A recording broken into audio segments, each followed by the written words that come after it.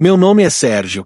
Tenho 66 anos e até 3 semanas atrás eu pensava que conhecia meu filho. Que ingenuidade a minha! Passei 42 anos da minha vida construindo uma família, trabalhando como eletricista, sempre com as mãos sujas de graxa, mas com o coração limpo, cheio de amor por minha esposa Valéria e por meu único filho, Gustavo. Quando Valéria morreu de câncer há 2 anos, eu pensei que meu mundo havia acabado. Ela era minha companheira de toda a vida, minha melhor amiga, minha conselheira. Nos últimos momentos dela no hospital, ela segurou minha mão e disse: Sérgio, cuide do Gustavo. Ele vai precisar muito de você agora. Como essas palavras soam irônicas hoje. Depois do funeral, foi Gustavo quem me deu forças para continuar. Ele vinha me visitar toda semana, me ligava todos os dias, dizia que éramos uma equipe, que íamos superar aquela dor juntos. Que mentira!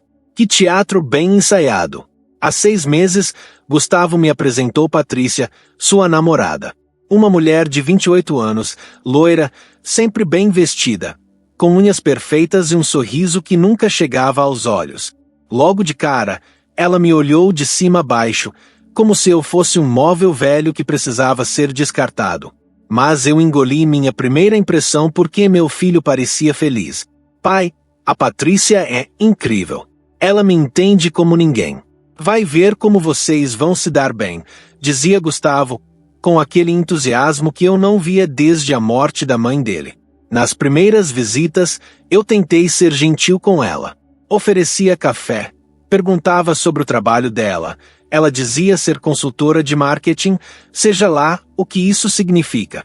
Mas ela respondia com monossílabos, mexendo no celular o tempo todo, claramente desconfortável na minha presença. Foi numa quinta-feira, dia 15 de agosto, às 14h47, eu nunca vou esquecer esse momento, que meu telefone tocou. Era Gustavo. Pai, preciso falar uma coisa importante com o senhor sobre o casamento. Meu coração se encheu de alegria. Finalmente, eles iam se casar e ele queria minha bênção, minha opinião, minha participação nos preparativos. Que bom, meu filho. Já estava esperando essa notícia. Quando vai ser? Onde vocês querem fazer a cerimônia? Precisa de ajuda com alguma coisa? O silêncio do outro lado da linha durou uns 5 segundos que pareceram eternos. Na verdade, pai, eu e a Patrícia decidimos que não queremos o senhor no nosso casamento. Eu tive que sentar. Literalmente. Minhas pernas falharam e eu me apoiei na cadeira da cozinha, aquela mesma cadeira onde Valéria tomava café da manhã todos os dias por 35 anos. Como assim, Gustavo? Repete isso que eu não entendi direito. O senhor entendeu certo, pai. Nós não queremos o senhor no casamento. É uma decisão definitiva. A indignação começou a tomar conta de mim. Como assim ele não me queria no casamento? Eu que mudei suas fraldas, que o levei na escola todos os dias por 12 anos, que trabalhei 2 turnos para pagar sua faculdade de administração, que fiquei ao lado dele quando ele foi demitido do primeiro emprego, que o consolei quando a primeira namorada o deixou. Gustavo, eu sou seu pai. Você é meu único filho. Como assim não me quer no seu casamento? Pai, o senhor não vai entender, mas é melhor assim. O senhor é diferente dos convidados que vamos ter. São pessoas mais refinadas. Refinadas? Eu, que construí essa família com trabalho honesto, que nunca devia um centavo para ninguém, que criei um filho com princípios e valores, não era refinado o suficiente? Refinadas como, Gustavo, eu posso comprar uma roupa nova? Posso. Não é só a roupa, pai. É o jeito que o senhor fala, as coisas que o senhor gosta, suas histórias. A Patrícia achou melhor assim. E eu concordo. Ali estava. A Patrícia. Aquela cobra venenosa já estava envenenando meu filho contra mim. Então é ela quem está mandando em você agora? Perguntei, tentando manter a calma, mas sentindo a raiva ferver dentro do meu peito. Não é assim, pai. Nós 2 concordamos. O senhor só vai se sentir desconfortável mesmo. É melhor para todo mundo. Melhor para todo mundo. Melhor para todo mundo. Explode. Gustavo, você está ouvindo o que está saindo da sua boca? Você está dizendo pro seu próprio pai que ele não é bem-vindo no dia mais importante da sua vida. Pai, não grita comigo. Não é pessoal. Como não é pessoal? É meu filho casando e eu não posso estar lá. Se isso não é pessoal, então o que é? Olha, pai, a decisão já está tomada. O casamento vai ser pequeno, só família próxima dela e alguns amigos. O senhor ia se sentir deslocado mesmo. Família próxima dela. E eu não era família próxima dele? E os amigos da família, Gustavo, o seu padrinho de batismo, o seu Antônio, a dona Rosa, que ajudou sua mãe quando você nasceu. Eles também não são refinados o suficiente. Eles não vão ser convidados também, pai. Pronto. Ali eu vi a dimensão da coisa. Não era só comigo. Aquela mulher estava isolando meu filho de todos que realmente o amavam. Era um plano muito bem arquitetado. Gustavo, escuta bem o que eu vou falar. Essa mulher está te afastando de todo mundo que te ama de verdade. Você não está vendo isso. Pai, o Senhor está exagerando. A Patrícia me ama, me entende, me apoia. Te apoia? Gustavo, em 2 anos de luto pela sua mãe, quem estava do seu lado? Quem te consolou quando você chorava na cozinha lembrando dela? Foi essa Patrícia ou fui eu? Silêncio total. Foi o Senhor, pai, mas nada. E agora, na primeira oportunidade, você me descarta como se eu fosse um lixo. Não é assim, pai. É exatamente assim, Gustavo. E saiba de uma coisa. Sua mãe deve estar se revirando no túmulo vendo o que você está fazendo comigo. E desliguei o telefone. Fiquei 2 horas sentado naquela cadeira, olhando para o nada, sentindo uma dor no peito que não sentia desde o dia que Valéria morreu. Mas essa era diferente. Era uma dor de traição, de abandono, de ingratidão. Você que está assistindo, para ajudar esse canal, se inscreva nele e também comente de que cidade você está nos ouvindo, pois todos os dias tem histórias novas de pessoas como nós, que passam por situações difíceis na terceira idade. Sua inscrição e comentário fazem toda a diferença para que mais pessoas possam ouvir essas histórias e não se sentirem sozinhas. Depois da raiva inicial, veio a tristeza.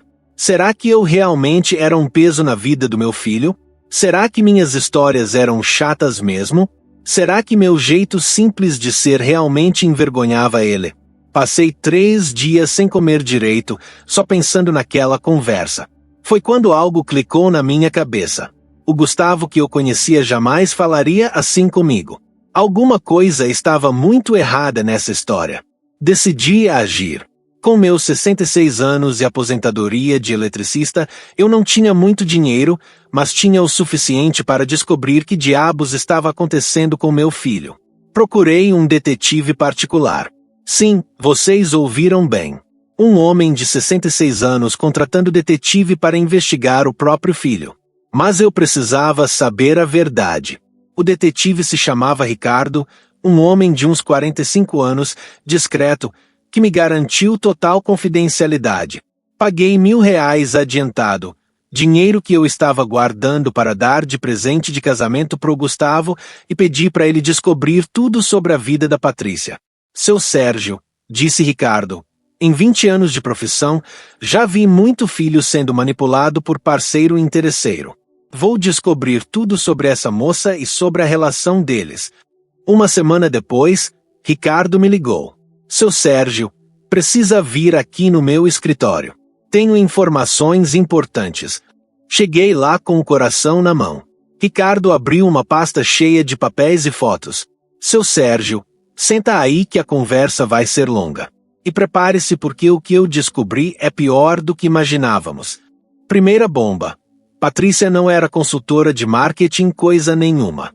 Ela vivia de golpes aplicados em homens mais velhos. Já tinha feito isso com pelo menos 4 homens nos últimos 3 anos. Ela tem um padrão, explicou Ricardo. Procura homens entre 35 e 45 anos, de classe média, que perderam a mãe ou que têm pais com algum dinheiro guardado. O objetivo dela é isolar eles da família para ter controle total sobre eles e sobre qualquer herança que possa existir. Segunda bomba. Ela não estava apenas manipulando Gustavo psicologicamente. Ela estava chantageando ele. Seu filho está sendo chantageado, seu Sérgio. Ela descobriu que ele tem um caso extraconjugal no trabalho, uma colega casada, e está usando isso contra ele. Ela ameaça contar para todo mundo, principalmente para você, se ele não obedecer todas as vontades dela. Minha indignação voltou a ferver. Meu filho estava sendo vítima de uma criminosa e ainda estava me tratando mal por causa disso. Terceira bomba. O casamento era uma farsa completa. Patrícia estava planejando desaparecer logo depois da cerimônia, levando tudo que conseguisse pegar, incluindo presentes, joias e o dinheiro que ela esperava que eu desse de presente. Ela já fez isso 2 vezes. Casa. Pega tudo que pode e desaparece. Geralmente foge para outro estado e recomeça tudo com outra identidade. Quarta bomba. Ela nem Patrícia chamava. O nome verdadeiro dela era Amanda Silva, tinha 32 anos, não 28, e estava sendo procurada pela polícia em pelo menos 2 estados por estelionato. E tem mais, continuou Ricardo. Ela tem uma dívida gigantesca com agiotas por causa de jogos online. Ela aposta compulsivamente e está desesperada atrás de dinheiro. Seu filho e o senhor são apenas mais 2 vítimas na lista dela. Eu não conseguia acreditar no que estava ouvindo. Meu filho, meu menino, estava nas garras de uma criminosa profissional. Ricardo, tenho que contar tudo isso pro Gustavo imediatamente. Seu Sérgio, com todo respeito, mas não vai adiantar. Ela já preparou seu filho para essa possibilidade. Se o senhor chegar com essas informações, ele vai pensar que é o senhor querendo separar ele dela. Ela já deve ter plantado essa ideia na cabeça dele. E estava certo. Se eu chegasse pro Gustavo dizendo que a noiva dele era uma golpista, ele ia achar que era desespero meu, que eu estava inventando coisas para destruir a relação deles. Então o que eu faço? Seu Sérgio, vou te dar um conselho. Às vezes, para salvar quem a gente ama, precisa deixar eles aprenderem na prática. Mas a gente pode ajudar esse aprendizado a acontecer mais rápido. Ricardo então me propôs um plano que, no início, me pareceu loucura, mas depois eu entendi que era genial. O plano era simples e ao mesmo tempo elaborado. Em vez de tentar convencer Gustavo da verdade, coisa que não funcionaria por causa da manipulação psicológica que ele estava sofrendo, nós íamos fazer com que a própria Patrícia se revelasse. Seu Sérgio, bandido sempre se entrega. A gente só precisa criar a situação certa para isso acontecer. A primeira parte do plano era eu ligar pro Gustavo e fazer exatamente o oposto do que qualquer pai faria. Em vez de implorar para ir ao casamento, eu ia aceitar a exclusão de forma tão tranquila que ia deixar tanto ele quanto ela intrigados. Liguei pro Gustavo numa segunda-feira. Gustavo, meu filho, estive pensando na nossa conversa sobre o casamento. Pai, Não, deixa eu falar. Você tem razão. Eu realmente não me encaixaria no perfil dos seus convidados.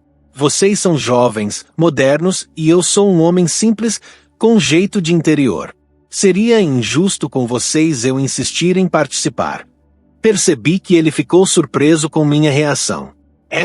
Pai, que bom que o senhor entendeu. Não só entendi como tomei uma decisão que acho que vai agradar vocês. Já que vocês não vão precisar mais de mim, decidi mudar completamente meus planos de vida. Como assim? Gustavo, eu guardei dinheiro a vida inteira pensando em deixar uma herança para você.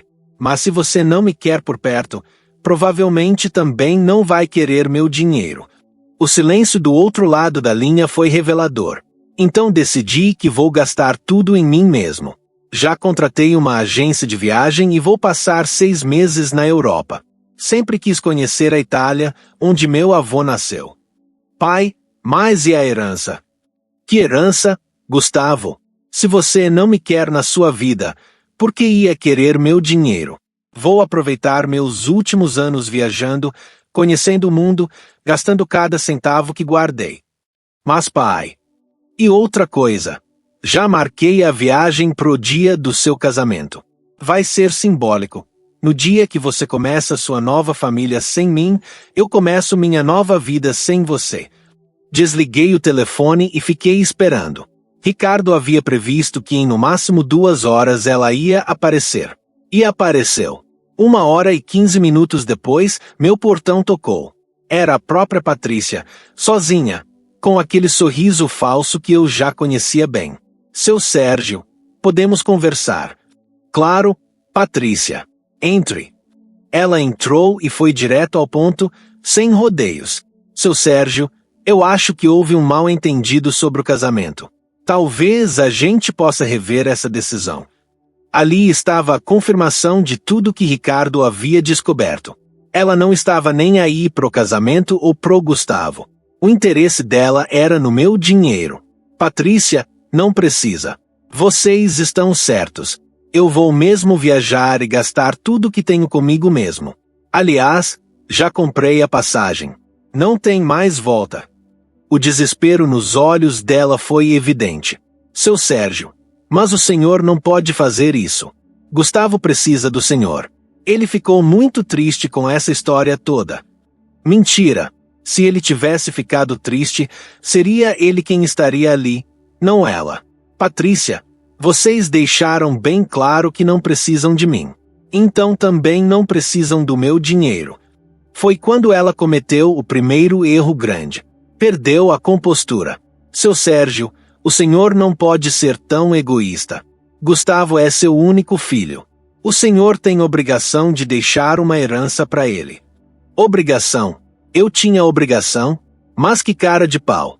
Patrícia, eu não tenho obrigação nenhuma com quem não me quer por perto. E aliás, que interesse é seu na minha herança? Você nem casou com ele ainda. Segundo erro dela, se revelou completamente. É que nós já estamos planejando nosso futuro junto, e essa viagem do senhor vai atrapalhar nossos planos. Nossos planos? Ela estava falando abertamente sobre o dinheiro que esperava receber. Foi quando decidi apertar mais o parafuso.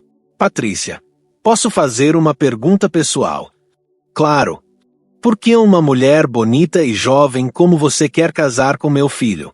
Ele não é rico, não é bonito, não tem grandes perspectivas na vida.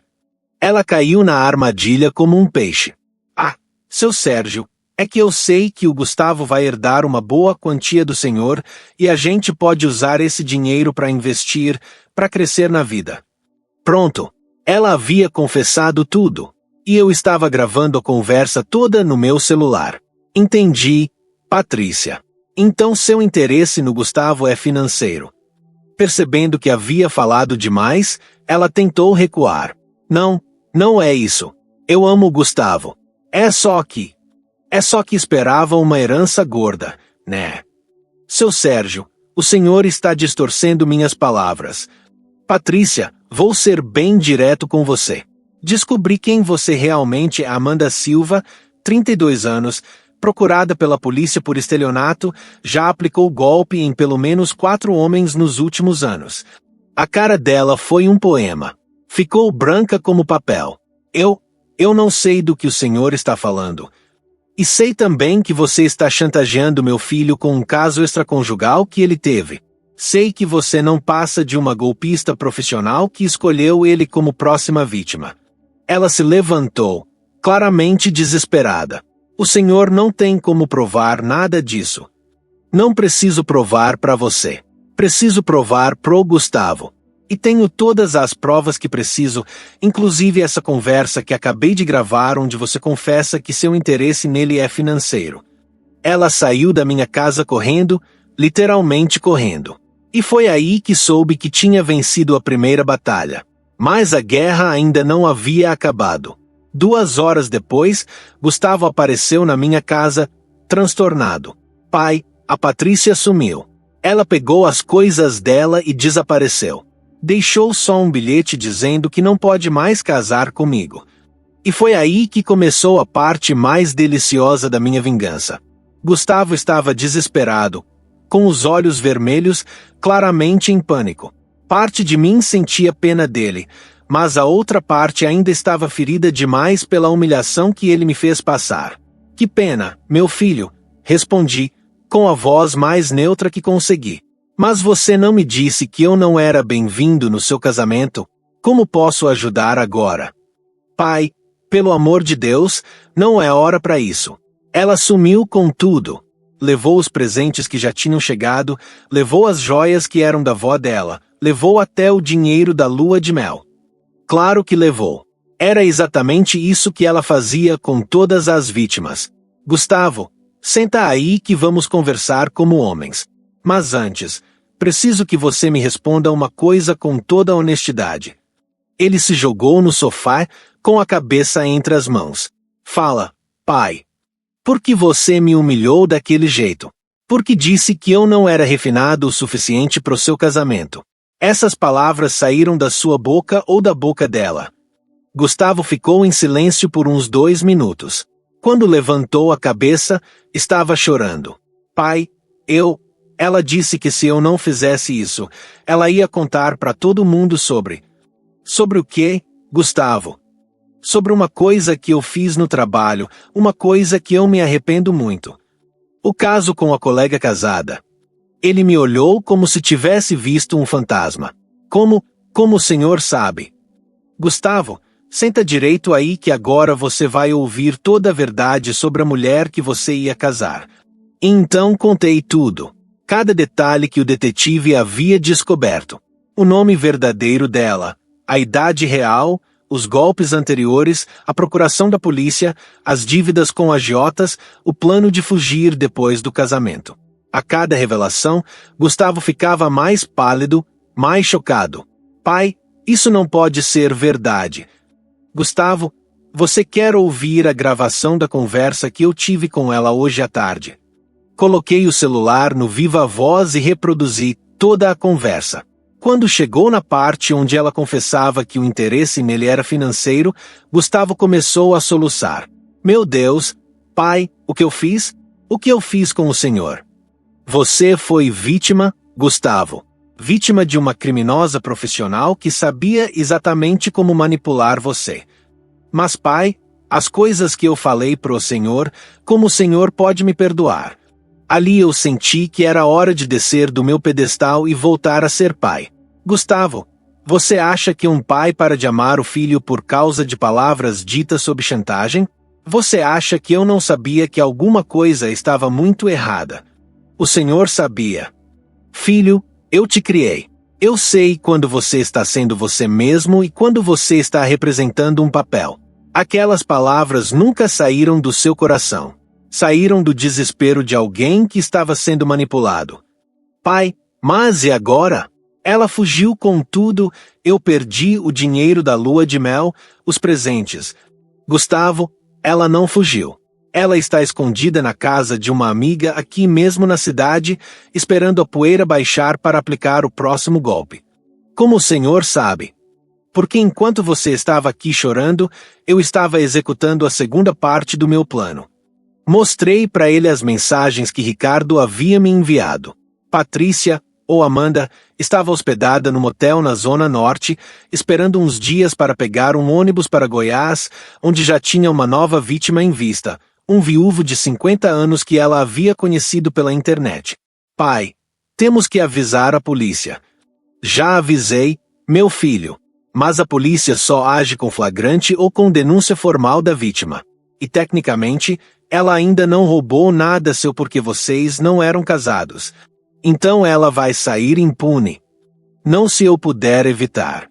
Foi quando contei para ele a terceira parte do meu plano, a mais arriscada e a mais satisfatória. Gustavo, ela vai voltar. Como assim? Ela vai voltar porque ainda não conseguiu o que veio buscar, meu dinheiro. E quando ela voltar, vai cair numa armadilha que eu preparei com muito carinho. Expliquei tudo para ele.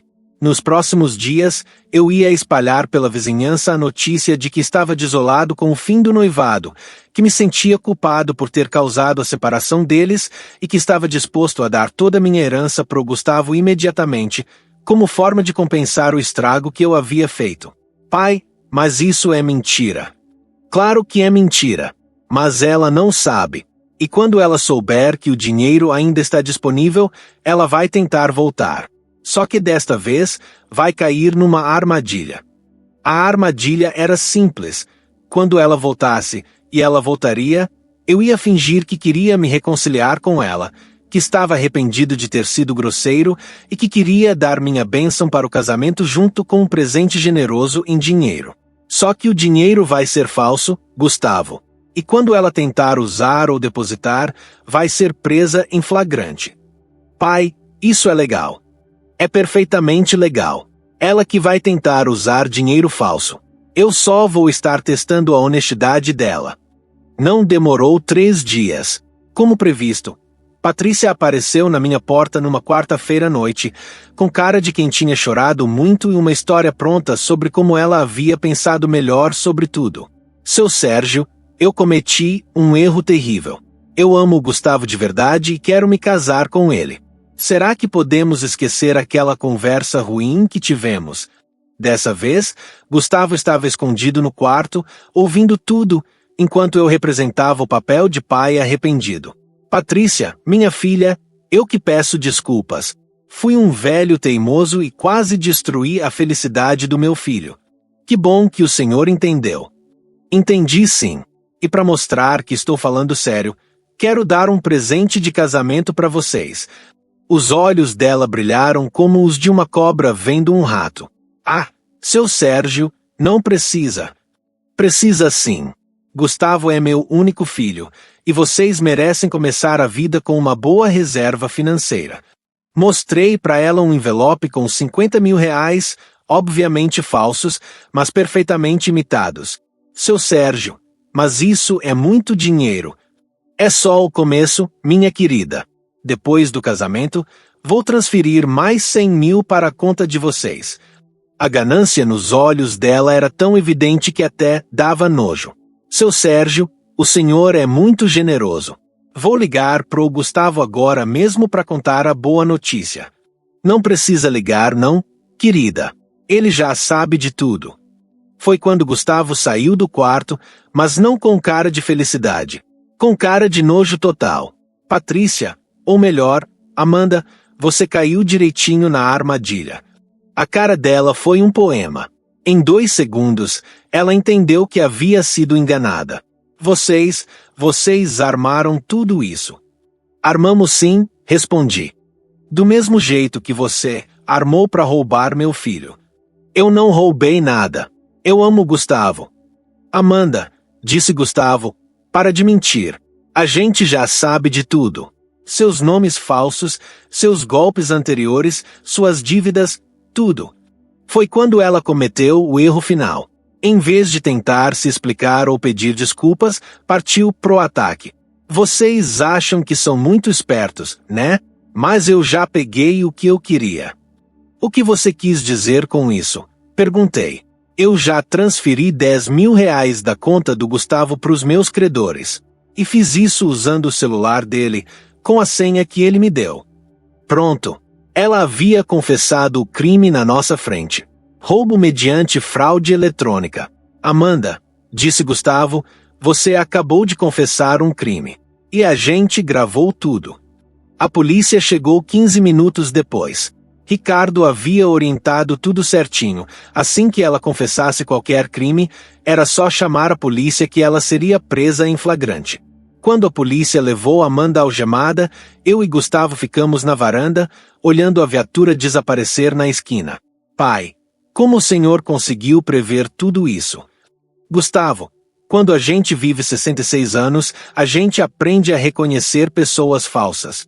Aquela mulher tinha falsidade estampada na cara desde a primeira vez que eu vi ela. Mas por que o senhor não me avisou antes? Por que você não ia acreditar? Quando a gente está sendo manipulado, a gente não consegue ver a realidade. Ela havia te convencido de que qualquer pessoa que falasse mal dela estava tentando separar vocês. É verdade, pai. Ela falava isso mesmo. Gustavo, posso fazer uma pergunta? Claro. Em algum momento, no fundo do seu coração, você realmente acreditou que eu não merecia estar no seu casamento. Ele me olhou nos olhos, com lágrimas escorrendo pelo rosto. Nunca, pai. Nem por um segundo. Cada palavra que eu falei para o Senhor me doía fisicamente.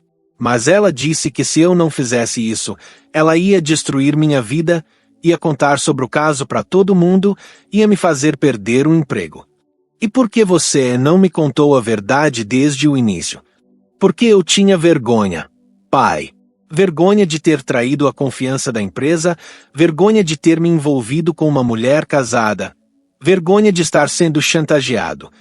Gustavo, você acha que existe alguma coisa nesse mundo que você possa fazer que me faça parar de te amar?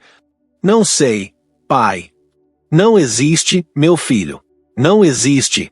Você pode errar 1000 vezes, pode tomar as piores decisões da vida, pode me decepcionar de todas as formas possíveis, mas você sempre vai ser meu filho e eu sempre vou te amar. Nós ficamos ali, abraçados, chorando, por uns 10 minutos. Chorando de alívio, de reconciliação, de amor. Pai, e agora? Como a gente faz para reconstruir nossa relação depois de tudo isso? A gente faz igual sua mãe sempre dizia, um dia de cada vez. Mas antes, você precisa resolver essa situação no seu trabalho. Não dá para viver com esse peso na consciência.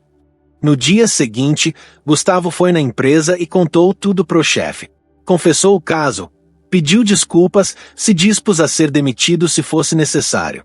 O chefe, que já desconfiava de alguma coisa, não só não demitiu ele como promoveu, dizendo que honestidade desse tipo era rara de encontrar. A mulher casada foi transferida para outro setor, e Gustavo começou terapia para entender como havia se deixado manipular tão facilmente. Amanda foi condenada a 3 anos de prisão. Durante o julgamento, descobrimos que ela havia aplicado golpes em mais 7 homens além dos que já sabíamos. O dinheiro que ela roubou do Gustavo foi recuperado e devolvido. Hoje, 6 meses depois de tudo isso, minha relação com Gustavo está melhor do que nunca. Ele vem me visitar 3 vezes por semana, não por obrigação, mas porque quer. A gente cozinha junto, assiste futebol, conta histórias da Valéria. Ele começou a namorar uma enfermeira do hospital onde faz terapia, uma moça simples, honesta, que me trata com carinho e respeito. E quando eles decidirem se casar, eu vou estar lá na primeira fila, não como convidado, mas como o pai orgulhoso que sempre fui. A lição que fica de tudo isso é simples: nunca subestime a sabedoria de um pai que ama. Por mais que pareça que perdemos a batalha, por mais que nossos filhos se afastem de nós, o amor verdadeiro sempre encontra um jeito de vencer. E para vocês que estão passando por situações parecidas, que estão sendo afastados dos filhos por pessoas interesseiras, não desistam. Tenham paciência, sejam espertos e lembrem-se, a verdade sempre vem à tona e o amor verdadeiro sempre vence no final. Gustavo aprendeu que família é a única coisa que realmente importa nessa vida. E eu aprendi que às vezes, para salvar quem a gente ama, a gente precisa deixar eles tocarem o fundo do poço. Mas quando eles estão caindo, a gente precisa estar lá, não para julgá-los, mas para ajudá-los a se levantar. Essa é minha história. A história de como meu filho me disse que não me queria no casamento dele e como isso se transformou na maior lição de amor e sabedoria das nossas vidas. E vocês, o que fariam no meu lugar? Comentem aí embaixo, contem suas histórias, porque todos nós temos algo a aprender uns com os outros.